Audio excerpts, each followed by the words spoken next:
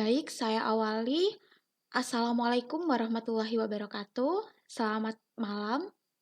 Perkenalkan, nama saya Widya Setianingrum, kelas Data Mining A, NIM 1924 1010 2003. Jadi, pembahasan kali ini saya akan menjelaskan terkait tugas dari data mining, yaitu modul 2 tentang eksplorasi data menggunakan Matplotlib. Jadi di sini ada beberapa soal yang harus diselesaikan, terdapat 9 soal di sini. Jadi kita langsung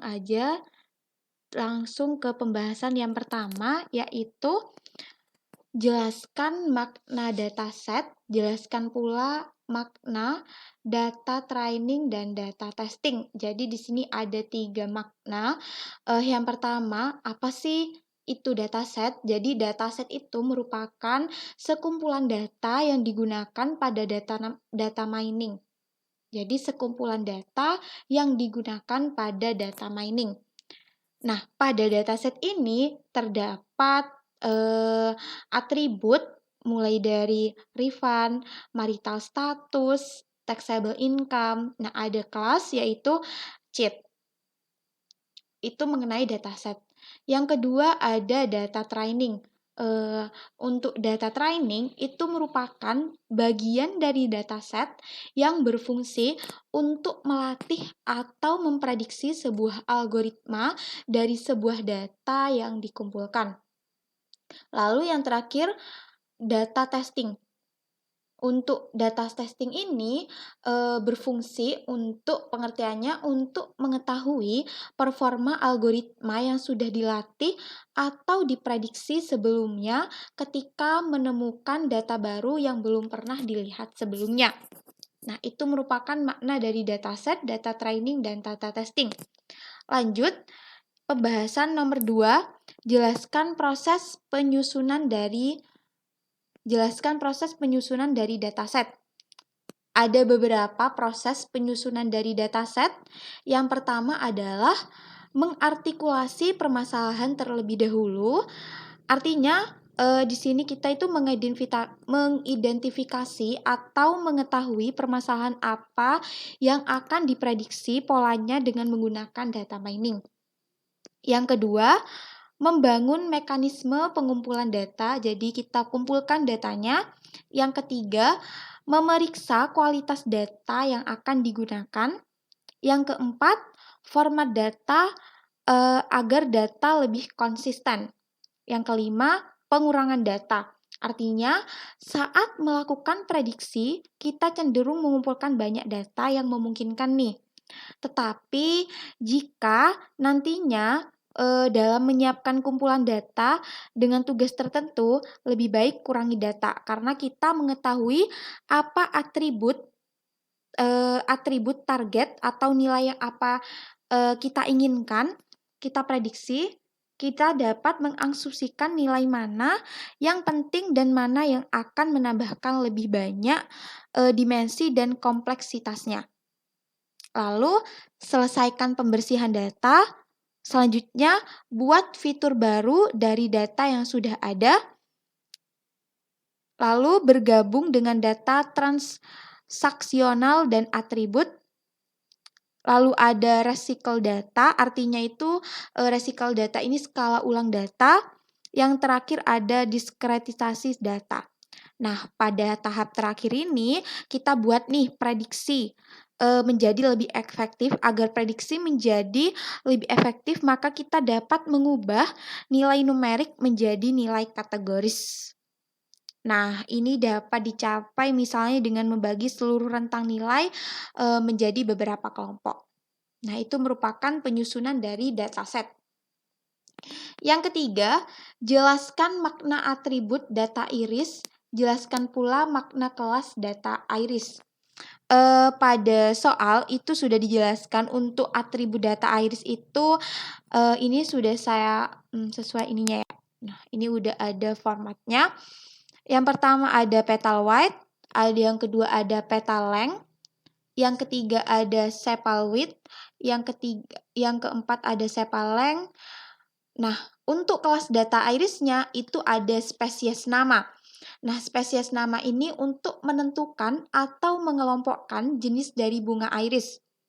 Nah, pada spesies nama ini terdiri dari 4 jenis.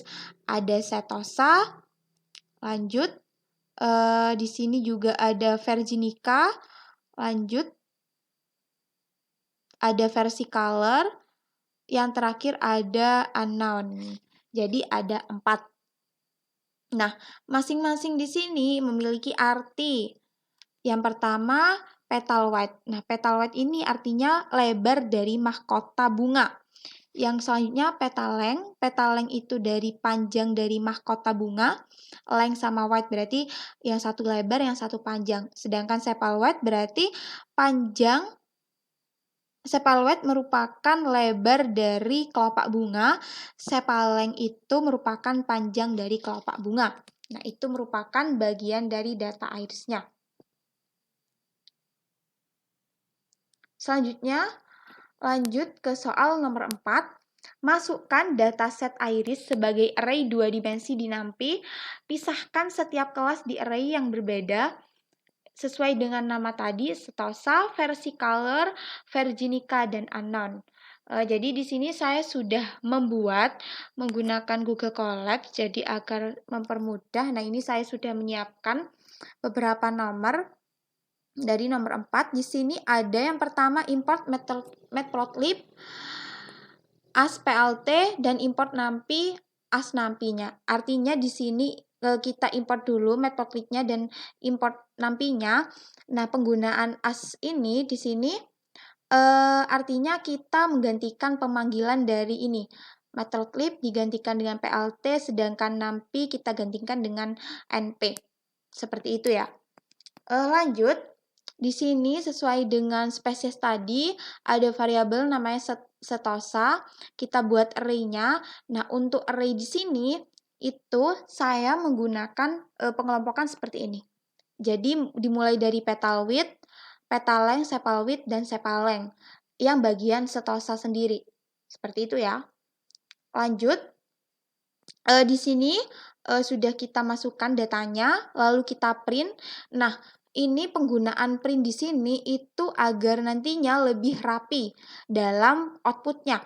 Ada array dataset, ini dataset setosa itu sebagai judulnya nanti, lalu setosa. Nah, nanti ini agar lebih rapi. Lanjut, setosa sudah, virginica itu sama, kita menggunakan array. Sama menggunakan di sini virginica, kita cari dulu. Nah, ini virginica, kita mulai dari petaleng tadi, lanjut ada 4 di sini kita inputkan. Seperti itu ya, kita mohon maaf. Nah, ini kita print dan juga ada versicolor dan unknown. Nah, hasilnya seperti ini. Lebih rapi ya. Itu merupakan soal dari nomor 4. Diminta 2 dimensi ya, jadi sesuai. Coba saya arang lagi. Nah, ini soal nomor 4. Lanjut, kita soal nomor 5. Nomor 5, buatlah scatterplot yang menggunakan pasangan atribut berikut pada setiap kelas, termasuk unknown. Berikan warna merah untuk setosa, hijau untuk versicolor, biru untuk virginica, dan kuning untuk unknown. Nah, di sini sudah jelas ya perintahnya. Dan di sini juga ada yang A sepal length dan petal width, yang B sepal width dan petal length. Yang C itu diganti soalnya nanti saya cek di Google Colabs. Yang D ada sepal length dan petal length. Nah, di sini juga saya sudah menyiapkan terkait hasil dari pekerjaan saya. Nah, dari nomor 5 sudah jelas perintahnya sepal length dan petal width. Sepal length yang pertama saya import dulu matplotlib sesuai tadi, sama ya caranya. Lanjut, di sini sepal length saya asumsikan menjadi X dan petal width saya asumsikan jadi Y. Di sini juga udah jelas kita menggunakan array sama X dan Y, lalu di sini PLT scatter X, Y, lalu color, red, label, setosa, sesuai dengan perintah tadi. Saya cek lagi, warna merah untuk setosa, berarti red untuk setosa, benar ya? Seperti itu. Lalu di sini juga sama caranya, ada green versi color, blue virginica, dan sama. Anon juga pakai yellow. Caranya sama. Lalu di sini saya tambahkan menggunakan title. Jadi untuk sepaleng ini. Terus untuk X label sepaleng. Untuk Y label petal width. Lalu kita di sini langsung run ya.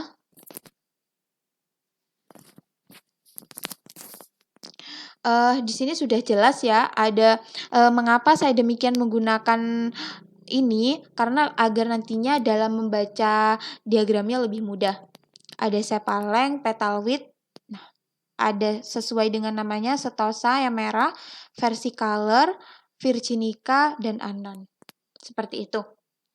Lalu lanjut ke 5B. 5B di sini sepal width, petal length. Oke. Saya sudah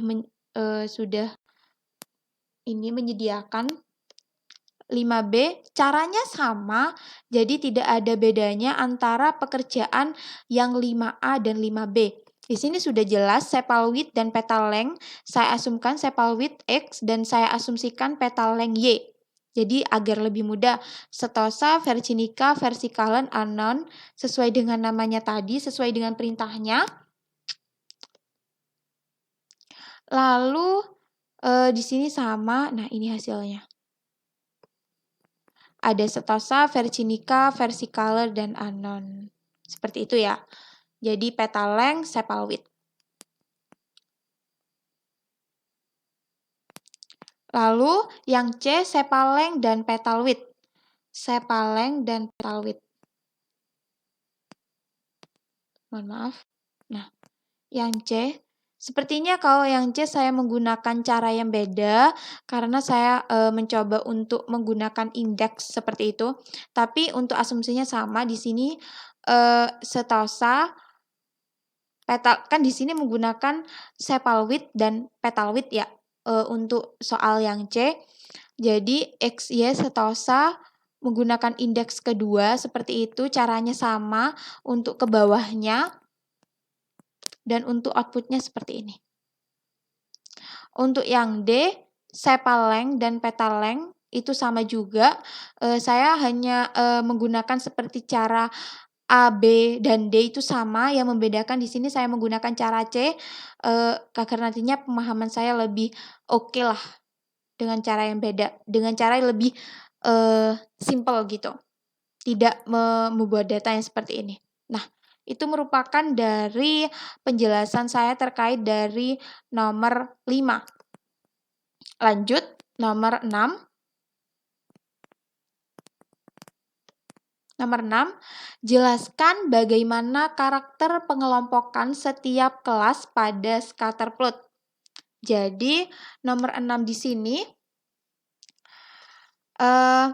karakteristik dari karakter kelas scatterplot ini, setiap kelas pada scatterplot ini apabila kelas yang memiliki jenis yang sama, nah jaraknya akan berdekatan.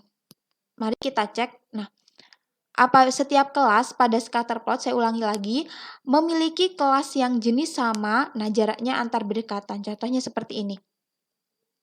Ada virginica, versicolor, ini kan jaraknya berdekatan. Versicolor dengan versicolor, lanjut dengan virginica dengan virginica, seperti itu. Contohnya antara perbandingan sepal length dan petal width, kita lihat sepal length dan petal width. Sepal length dan petal width. Sepal length, sebentar. Sepal length dan petal width. Nah, di sini contohnya untuk lebih pendek, sepal length ini di sini kan lebih lebar. Di sini ada virginica, lebih tinggi gitu ya. Itu ada virginica, terus yang lebih pendek ada setosa, seperti itu. Untuk karakter dari setiap scatter plot-nya. Lalu lanjut nomor 7. Perhatikan data yang berjenis unknown. Jelaskan bagaimana cara melamar jenis data tersebut. Oke, jadi cara melamarnya kita di sini karena menggunakan visualisasi biasanya lebih gampang ya, Ra ya. Dengan cara itu kita memperhatikan visualisasi pada soal sebelumnya, yaitu memperhatikan titik-titik dari jenis data unknown lebih berdekatan pada sisi yang sebelah mana. Nah, unknown kan di sini yang kuning. Nah, semisal nih, kan versi color yang hijau. Berarti jika titik-titik jenis data unknown lebih cenderung berkumpul pada daerah setosa, nah ini, maka data unknown tersebut diprediksi merupakan data dari setosa, seperti itu. Jadi semisal nih, data unknown-nya di sini berdekatan dengan versi color. Nah, itu kita dapat memprediksikan bahwa jenis unknown di sini itu merupakan dari versi color. Jadi seperti itu ya. Selanjutnya, nomor 8. Buatlah paralel koordinat plot dari data yang berkelas setosa, versi color, dan virginica. Berikan warna merah untuk setosa, hijau untuk versi color, biru untuk virginica, dan sama ya. Kita lanjut. Ini saya sudah buat. Nomor 8. Nah, di sini kita menggunakan array juga, caranya dari awal sama. Lalu di sini saya membuat variabel x, petal width, petal length, sepal width, dan sepal length. Lalu spesies 1, spesies 2, spesies 3 sesuai dengan namanya, setosa, virginica, dan versi color. Lalu kita di sini menggunakan, saya menggunakan di sini for i in ring sesuai dengan 3 tadi. Nah, ini kita masukkan, lalu print AX-nya. Nah, untuk menghilangkan jaraknya, tapi saya menggunakan ini. Seperti ini ya. Nah, ini untuk, saya run aja lagi. Sebentar, masih loading. Nah, ini untuk, sudah jelas petal width, petal length, sepal width, dan sepal length, setosa, lalu di sini virginica ada versi color. Untuk nomor 8. Sedangkan nomor 9, di sini sudah ada, jelaskan bagaimana karakter pengelompokan setiap kelas pada scatter plot. Jadi, karakteristiknya saya itu lebih ke karakteristiknya pada paralel koordinat itu digambarkan dengan garis, sedangkan pada scatter plot digambarkan dengan titik. Nah, untuk karakteristiknya pada gambar soal nomor 8, saya lihat lagi, ini benar. Antara dari sisi sepal length dan ada beberapa data yang sama dengan setosa, virginica, versi color.